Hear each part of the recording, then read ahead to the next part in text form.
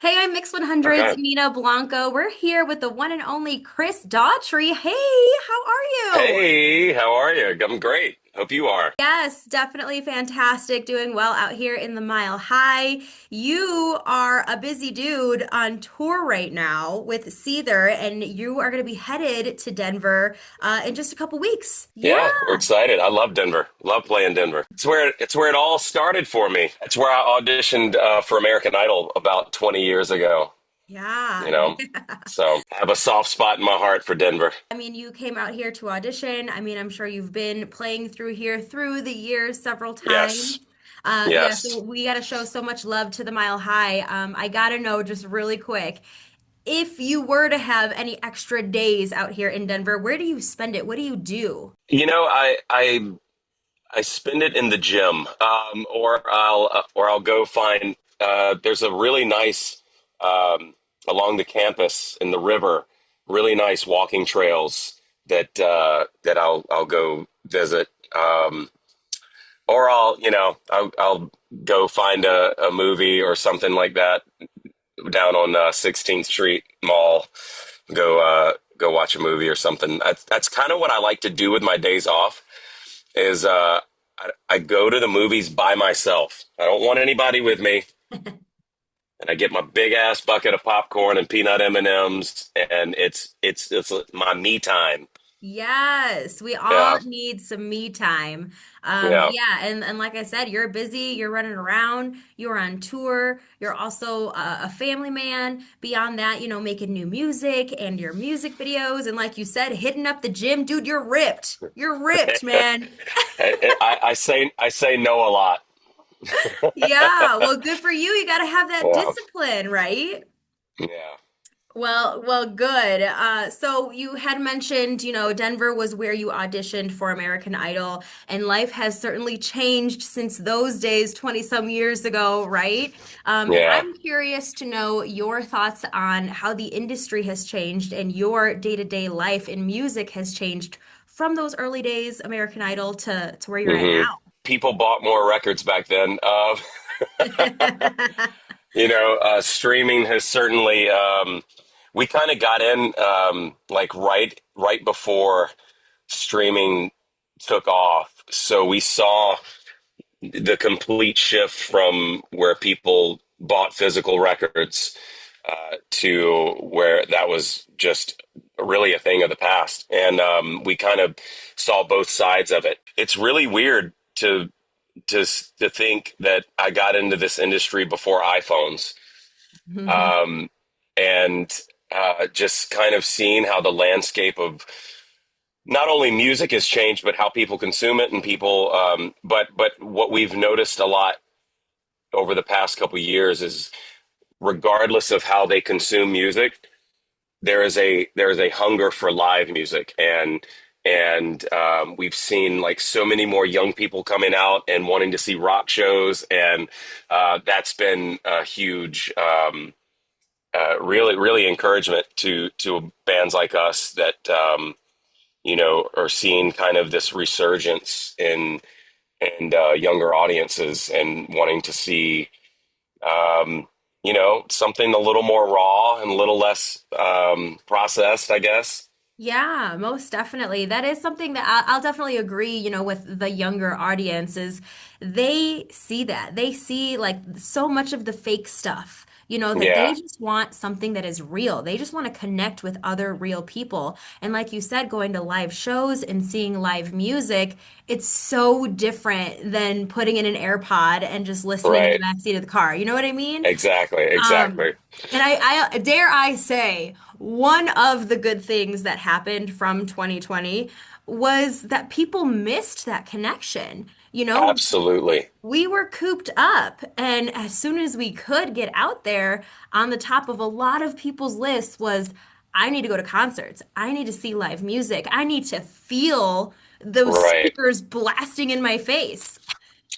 And kind of a to add to that, not only did they realize what they were missing, but now when they're there, they're not watching it through their phones. They're actually engaged. And pre 2020, it felt like the entire first 10 rows were just watching through their phones, and it's like you're actually still missing the show because you're seeing just a fraction of what's happening on stage. And so yeah, I think people, including myself, took that for granted, and that was certainly an unexpected rug pulled out from under us, and at the time we didn't know if we were ever going to get back to it. So when it was actually happening again, it was like, okay, we're not gonna take that for granted anymore. Yeah, so I mean, a lot of people do connect with that. And so I'm happy that you see it on your end too, because sometimes I wonder,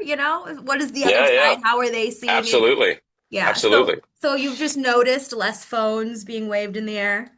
Yeah, I think people are a lot more engaged. I mean, you'll still see phones and the occasional song people want a video, whatever, which is no big deal. But it feels like overall they're more present in the moment, and being there, and forgetting about. I mean, that is what live music is supposed to be about. It's supposed to be about forgetting all the crap, whatever's going on in your life, the problems. It's the total escape from all of that. So I think people are realizing the need for that, and the need for connecting in that sort of way, and being present with the music, and um, hopefully letting it speak to them how it will, and reach them in a way that it's supposed to. Yeah, music is so important for so many individuals just because it's like kind of that thing where you feel like you're alone in something, but then you hear a song and it really connects with you.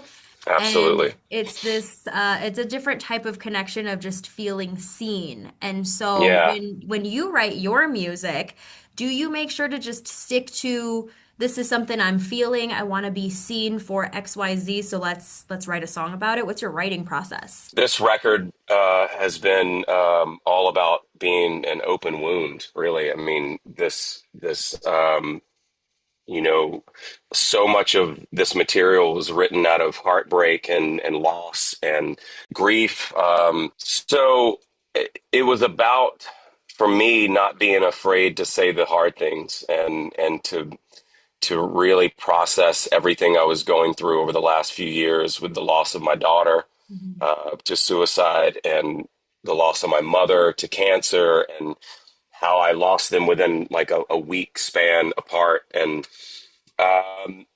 just dealing with what came along with that, and processing it in real time, and things that it brought up within me that maybe I needed to deal with, that I had been ignoring for years. And it was just about being vulnerable, and allowing the process to be what it is. It wasn't very premeditated. It wasn't calculated in any way. It was like, this has to come out. This is what's bubbling at the surface, and whatever is supposed to come out is what's going in these songs. And the byproduct of that is, not only have the fans felt, that they're seeing, a real true side of me, but it's also either giving them permission to process their own darkness and their own hard times, or feeling like, oh, I'm not alone in what I'm going through. He gets it. And I feel like this was written about me. And there's been a lot of that. And I think this was the first time that I had written out of complete vulnerability, and allowed myself to say some of the things that maybe were scary to say before. I felt like I felt like if it was scary to say, I needed to say it. Yeah, Yeah. and the scary things are often just the strongest messages. And so I gotta thank you for that. I mean, my life has been touched by suicide, by cancer, and it's like Mhm. you have these impossible thoughts that run through your mind, and Yeah. you're just kind of thinking all different kinds of ways, and no one else can understand what I'm going through and feeling. But then when you hear music like yours and it really connects and it touches home, it helps so many people. So you've Yeah. helped a lot of people. I hope you know that, and thank you for that, truly. Well, I think it was about helping myself, and through that process, it was cathartic. It was therapeutic. It was a way that I was dealing with the things that I was dealing with. Because of that, I think other people are able to see that as well and see their own truth and their own story within the music. And I think that's the beauty of music in general is finding your own story within something that may have been something that was hard for you to say, or maybe something that you didn't quite have, they didn't have quite have the words for, but they go, oh, that's he gets it, they get it, Yeah. and I think that's the superpower of music, really. I think you hit the nail on the head with that is music, it really connects us all, and sometimes it just makes things make sense a little bit more. Yeah, Hearing those yeah, words come from another person. So that's yeah, awesome. You are finishing up your tour soon in like less than a month, mid-November. yeah. What is something you're looking forward to in ending the tour? We have been on tour so much this year. I think 6 or 7 months out of the year, Yeah. we've been jumping from tour to tour to tour. I am looking forward to being with my wife, my dog, my kids, um, and just getting away from all of it for a minute before we go back out in January. We head to Europe with Alter Bridge and Seven Dust, so it's going to be another busy year. But I'm super grateful that this is what I get to do, and that Yeah. people are buying tickets and people are coming out to see live music when things are hard, when life is hard for everybody, and people are still supporting live music. So I'm super grateful that I get to do what I do, and that, Yeah. that there are people out there that allow me to do what I do. Yes, it's a beautiful thing, and I'm so Yeah, happy to hear that you get to at least spend the holidays with your family before you get back yeah, to yeah, it. The fans appreciate you going on tour so, so much, because like we said, it is a special connection, and people are craving that live music. So if you're heading back out on tour in January, best of luck with all of that. I hope you get that genuine, good, solid family time, and you get to yeah. enjoy that before heading back out on the road. Thank you so much. You're going to be in Denver at the Filmore Saturday, November 1st, along with Seether. We cannot wait to see you, Chris Daughtry. Thank you so much for spending Thank a you few so minutes much. with me. Yeah, thank you for having me.